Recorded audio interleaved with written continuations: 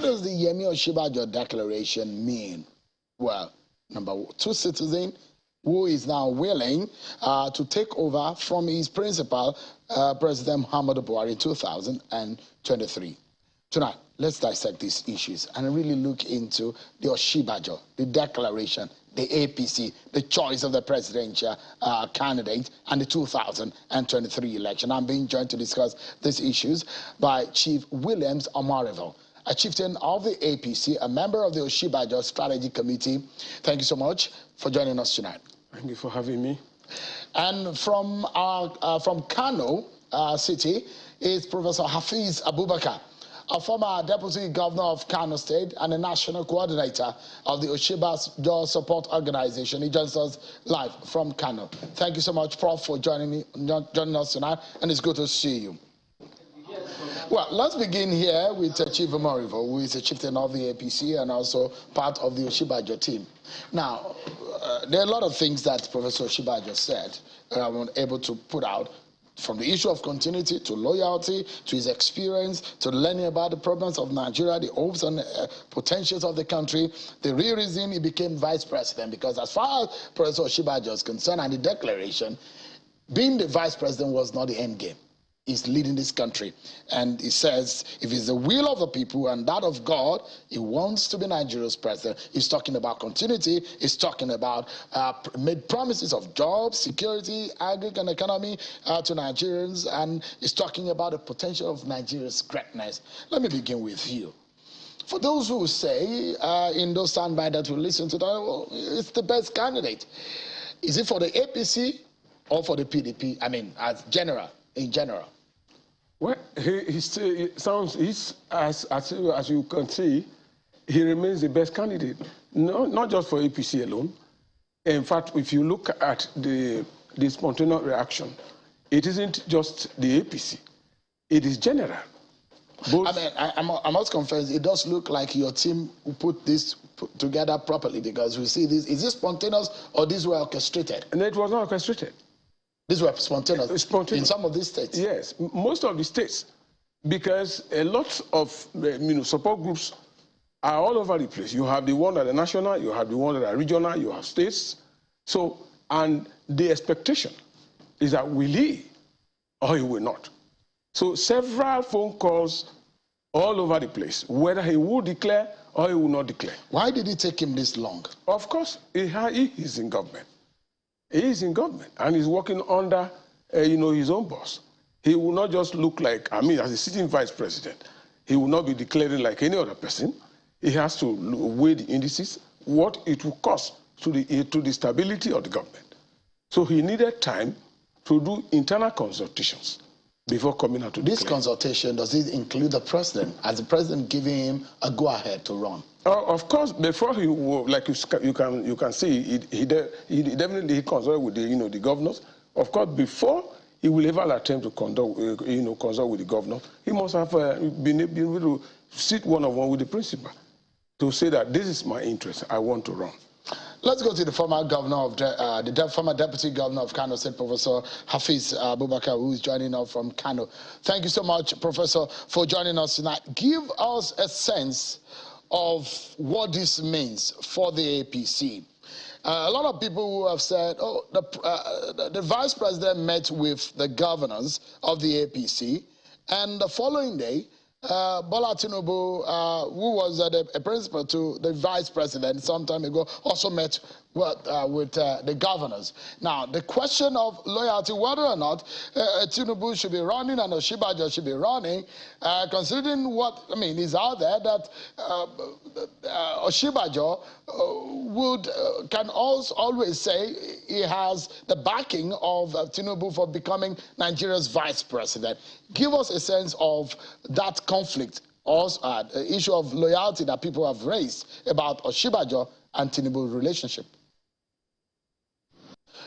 I guess we're having some issues with connections with Professor Abubakar, but we'll get back in a short while. Let me ask the same question I was asking the former deputy governor. The issue that the clash of what the supporters of Osinbajo and supporters of Tinubu, if you hear them speak, oh, disloyalty, how can your boss, former boss, want to run? I mean, he gave you the opportunity of becoming vice president.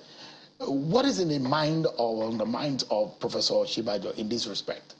Well, it is like on several occasions when you see him speak, he still remains a member of the Bola Tinubu system. He has never denied it.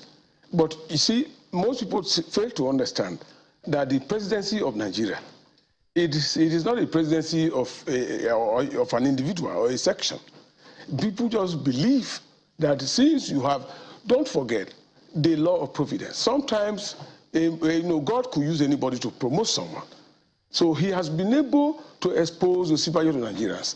And Nigeria has seen the quality in Osinbajo. Hence, they clamor to have him sit there as Nigerian president. I do not think it will create any backbite, because for me and several persons, it is believed that it's even better that if I can have it, let my immediate subordinate also have it. I'm not sure it is meant to slight anybody. First and foremost is the issue of loyalty. The vice president said he served president and the nation in different capacity. How does that look in the scheme of things? Would that affect the choices of Nigeria or the delegates that are going to elect the presidential candidate of the APC? Well, I think on the issue of loyalty, a lot of people had always expected a rancorous presidency. I think that for the past 6.5 or 7 years that they've been together, there is no single case of disagreement among them. And I believe that he's been behind the president. All the government policies that the number one man put together. He's been supportive. He's been carrying on as a sitting vice president to an incumbent president. There has not been any case, even if they had to talk on issues, it's not public. And I think that several persons would naturally appreciate that kind of cooperation in government. In most countries, you see disagreement, several issues crop up, and then you see of course, we have witnessed in this country where you have the president and his own vice, at the later stage, turn apart. All right. Let me go to the former Deputy Governor of Kano State, Professor Abubakar. Give me an understanding. People say, oh, he's the best man for the job. What does your group mean by that?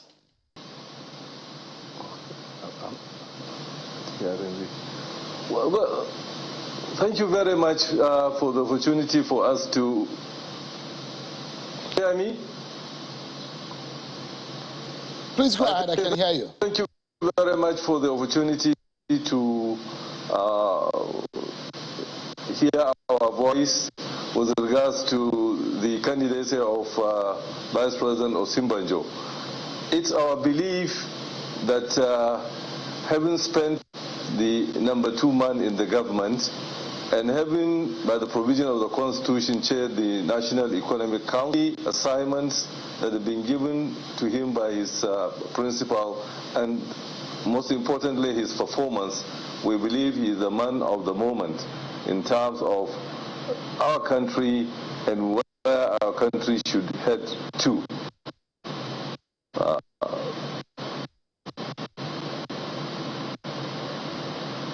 So there are a few people also who have worked with the president, who have also thrown their hat in the ring, been in government for almost as long as much as Professor Osinbajo has also been. But the question that some people will raise when Professor Osinbajo talked about the issue of continuity is whether or not there have been capitalization on the promises that have been made by this government. And when it talks about continuity, the question is performance. Honestly, for quite a number of us, the issue of continuity with what? There is a man who possesses all the qualities and attributes of good leadership. first what you need in a leader, what is key, it's character. This man has that fine character that is needed. He's God-fearing, he's godly both in his words and his actions. He is a core professional.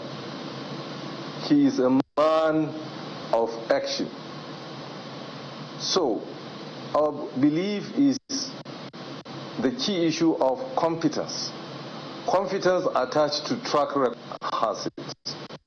And one of the other key issue of leadership is the issue of listening. This man listens. And any leader, good leader, that thinks is serving his people very, very carefully. So ours is an issue of a competent leader with the requisite character, and very importantly, with the understanding of the issues. In the last 7 years, the opportunity that he had to chair the National Economic Council, whose membership composed of the governors, the governor of the central bank, minister of finance, and other key government officials, and the only official forum where you have the interface between the federal government and the states, and the key issues of the economy of the country is being discussed. I think that gives him a very, very good opportunity for him to understand the issues. Yes, you could have been in government for quite some time, but certainly not in this government, and not the opportunity to understand, because the issues differ. And we all know what our country has gone through in the last 7 years or more. So our main focus is that this is a man in our deeper inner belief, being prepared by God. That's why we call him a man of the moment. So, and people will perhaps ask the question that is part of the team that has made promises of power to Nigeria, promises of economy prosperity to Nigeria, and promises of security, which are some of the things that the Vice President raised, but it cannot take himself away from the equation. That's why I was asking the question of the question of performance, whether or not the APC have been able to fulfill the promises that have made into the office. How difficult will the performance of the APC be for him? And the question of whether or not when they go to the primaries, does he have the clout enough, considering some of those whose name have also cropped up in the race? Well, you are absolutely, I agree with you. You cannot separate him from the performance of APC, but we have known the separation of powers and the separation of authority. That's a law of management, that when you assign a responsibility to anybody, you must give him an accompanying authority before you hold him accountable. And we all know the position of the UIC. I was in one, and both constitutionally and administratively, one does not hold that accompanying authority, which legally and fundamentally allows us to hold one accountable. That's the position of number two. So it's not feasible for you to be able to see the competence, the space, the capacity of any number two, given the provision of the system. Certainly there is a liability that one has to carry because this is his own government. But all the same, whoever, I'm sure his colleagues in the National Economic Council, all the ministers and so many others, and the youth. Why are the youth of this country who are the seats for the tomorrow clamoring? Genuinely, there is no single candidate across all the parties that has the well-wish and the desire from the youth and the women to go for this office than him, simply because of the way he handles the social investment program. Just a special program, which is by the grace and the discretion of his boss, but given the assignment, he handled it very well. Look at another very important assignment, the economic recovery program, which was an ad hoc assignment given to him as a result of the COVID-19. All nations in the world face very serious economic challenges. We are not an exception. He was given that very exceptionally difficult assignment, and he did well. Nigeria was able to scale through within some very few months to get out of recession. So that glimpse of capacity, of competence, of teamwork, of capacity to listen and to understand the issue, which is the most important. Listen to him as a key speaker, as a commentator, as an attendant to a conference with capacity to give even a goodwill. Whenever you confront our vice president, he displays an exceptional understanding of the issues. And that's why we have a lot of hope that given the space, given the authority needed, he is likely to perform exceptionally well, better than many of those aspiring to that position. So the other leg, which you could, because of the latency, I tried to put the two questions together so that you can answer it. We had, of course, I apologize to our viewers for the latency in the line of communication with Professor Abubakar. But, Prof, I was asking, I wanted your reaction on the, if you look at the names of those who are gunning for the ticket of the APC, and whether or not it comes down to capacity, the political capacity in the party to be able to get a party's ticket. Considering the names that have been thrown up in this race, what are the hopes of Professor Osinbajo, who's been a technocrat, who was a former commissioner, and compared to those who have been entrenched in politics of the party for several years? How does he compare? How does he be able to compete with these heavyweights also? Well, one of his key assets. One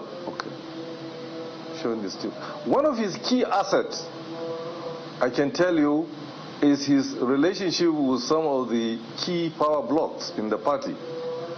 Remember, I told you, by constitutional provision, he chairs the National Economic Council. And over these 7 years, his leadership, I can say, has been rated by all members of the National Economic Council as excellent. And who are the key members of the National Economic Council? The governors. And you know, within our party and all parties, the governors are very key holders of a significant part of the power bloc. To his principal, who everybody believes that they have an excellent working relationship. He's been very loyal. So it is all our expectation that his principal has nothing against him, which is another very important, power block. And there is another even excellent also power block within the voting block of the APC in terms of those members of National Assembly, former members of the National Assembly, statutory members of the voting block, like myself. I hold a board, and so many of us actually. The voice has always been for him.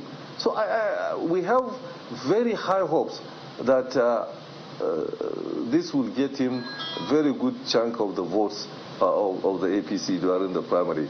And besides, as you know very well, almost of recent, APC has always been going on consensus. For that, he will do even better than even the direct or indirect primaries. Thank you so much, Professor Hafiz Abubakar, the former Deputy Governor of Kano State. Thank you so much indeed for your time tonight. Apologies to our viewers for the delay in the line of communication with the former Deputy Governor there. Thank you so much. It's good to see you.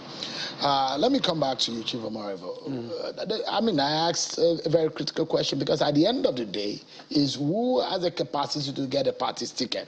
But I'll show you the faces and the names of those who have obtained form and the potentials, some of those who have not obtained form, but their names have been thrown up. You can see them all there on the screen. Some of them have been in politics for as much as 20 years or more. It comes down to one thing, how they can battle for the ticket of the APC. The latest man in the block to announce his interest is Professor Osinbajo, of course. And being the vice president, it will be the man to beat, isn't it? And how, what are the assurance getting into the arena? The kind of delegates is just a vice president. There are those who have been former governors, who are sitting governors. They have that block of delegates that will come for, give them those votes. Yeah. If you look at the Nigerian politics of today, you know that there are power brokers. There are various blocks, various interest groups, and if you look deep, discover a man who's been vice president for 7 years should have made friends. Like he rightly said, Osinbajo has made friends among the various stakeholders, from the Governors Forum, from the National Assembly, and across. You know what I mean by that. So, vote cashing is as a result of the number of friends that you have been able to make. Don't forget, the stakeholders who determine issues in APC are not people you are going to be able to buy with your bag of money. They are also on their own, having delegates behind them. For instance, if a governor decides for you, you can be rest assured that at least the delegate from that state will obviously be for you. So, some apologies to cutting into that. Some governors or some of the aspirants are already boasting of governors who are in their support. And the reason why they will talk about governors who are supporting them is because the governors often come with a unanimous delegates votes. Of course. It comes like in a block. So every governor that comes get almost 100% of the votes for a certain candidate. For your group and your Osinbajo group, how many governors can your group boast of at the moment? Well, that is in your support. Yeah, strategically, I can tell you we have more than enough governors to sway the votes in our favor. More than enough means how many states? More than enough. I know that we have over 15 governors in sympathy with Osinbajo for several reasons. They just look at him as somebody, as somebody who has been part of them, who have been sharing them, who have made things easier in most cases. And I think that a man who will be vice president, who has been interacting with a lot of these governors, will not be caught panting. He should have made contacts. He should have made friends from among them. And I believe very strongly that before he comes out, he would have had assurances from that bloc, and of course other stakeholders, particularly from the National Assembly. On a final note, the vice president was talking about that God has made him go through these experiences. He's learned all of these things, perhaps of the big task of leading this nation.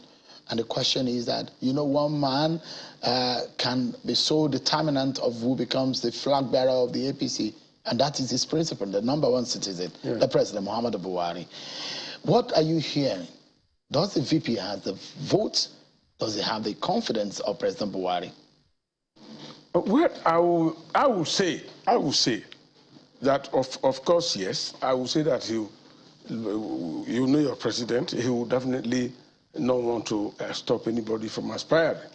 I think that he has some confidence in his vice president. Several speeches he has made, and of course, like you can see, he has been deploying several critical areas to solve problems. I think that he has some trust on him. And I think going forward, he will prefer the trust of him being his VP1 on one side, the trust of succeeding having him to succeed is another thing. The trust of him. Has there been any kind of indication in that respect? Well, like if you look very well, of course, is later day, interaction with critical stakeholders. He's been going all over the place, unlike before, and he's been delivering on the president's mandate in several sectors. Well, I won't be able to say constructively that the man has given him the go. They say, okay, you are my candidate. Of course, the president is the father of the nation, and within the party, as a leader of the party, he ought to also be able to give, other aspirants some leverage to express their interest. Chief Williams Amariva, one of the leaders of the Osinbajo support group and a chieftain of the APC in Delta State. Thank you so much for coming tonight. Thank you very much for having me. I appreciate it.